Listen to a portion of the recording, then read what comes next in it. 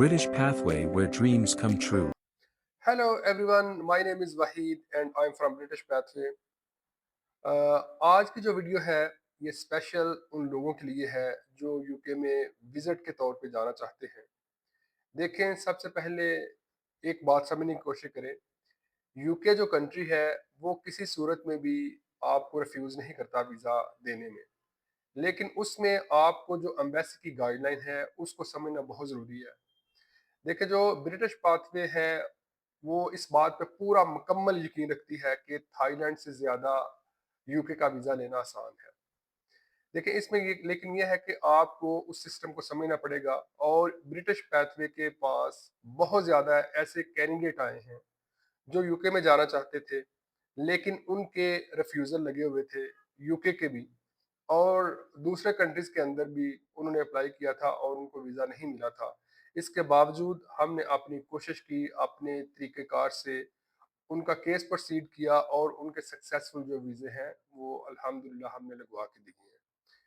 तो अब भी मैं आपसे यही कहूँगा कि ज़रूरी नहीं कि आप हमारे पास ही आएँ, लेकिन एक जो अच्छा कंसल्टेंट है, वो इस चीज़ को समझता है कि जो एम्बेसी की गाइडलाइन है, जो उनकी पूरी रिक्वायरमेंट है, उसको कैसे आपने तैयार करना है और आपका कैसे केस जो है, उसको प्रोसीड करना है और फाइल को कैसे तैयार करना है।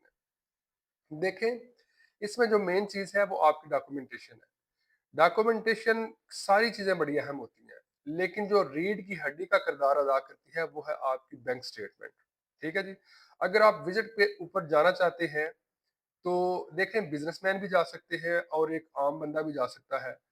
इसमें आपको एक गुर की बात बताता हूँ, बड़ी टेक्निकल बात है कि अगर कोई बिज़नेसमैन है, वो जाना चाहता है, देखें, जो एम्बेसडर है, वो आपको 2 तरीकों से असेस करता है।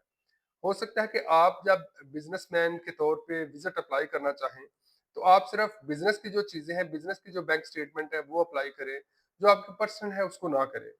तो ये भी एक जहन में डाउट क्रिएट कर देता है, खदशा क्रिएट कर देता है कि ये बंदा वापस आएगा या नहीं।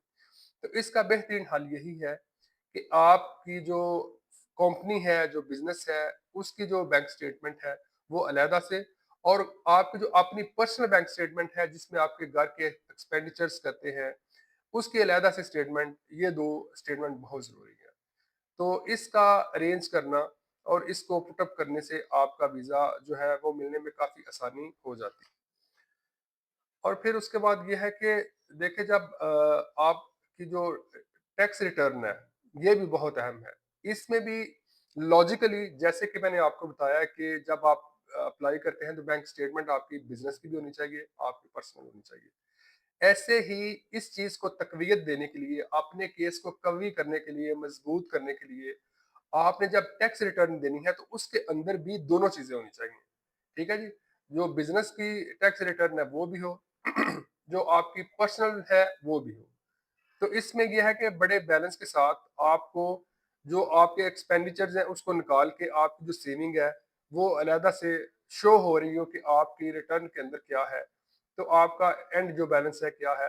लाज़मी नहीं कि ये साल साथ हो, लेकिन सॉरी, लाज़मी नहीं कि ये साल साल से हो, ये लास्ट 6 मंथ से मोर देन इनफ है।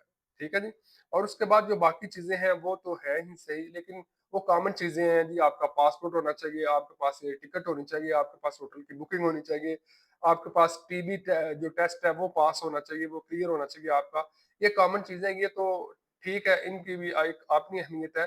लेकिन जो मेन चीज़ है वो बैंक स्टेटमेंट, जो मैंने आपको बता दी है। ठीक है जी? तो उसका तरीकाकार भी आपके सामने रख दिया है। अगर आप अपने तरीके से भी अप्लाई करना चाहेंगे तो हम पूरे वसूख से ये बात कर सकते हैं कि आपको वीज़ा मिल जाएगा।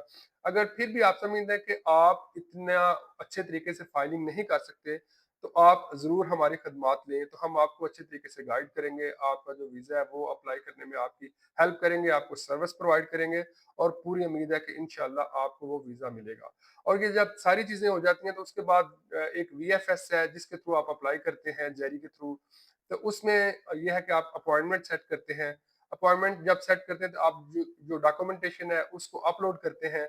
कुछ लोग नहीं भी अपलोड करते, मैनुअल जो है वो साथ ले जाते हैं, जाके उनको देते हैं, तो उसकी अलहदा से फीस होती है।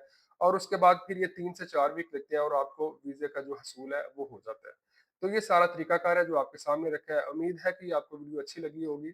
लेकिन इसके बावजूद कोई क्यूरी है, कोई क्वेश्चन है तो प्लीज़ हमसे राब्ता करें, हम आपकी रहनुमाई करेंगे। Thank you very much for watching this video. Take care. अल्लाह हाफ़िज़।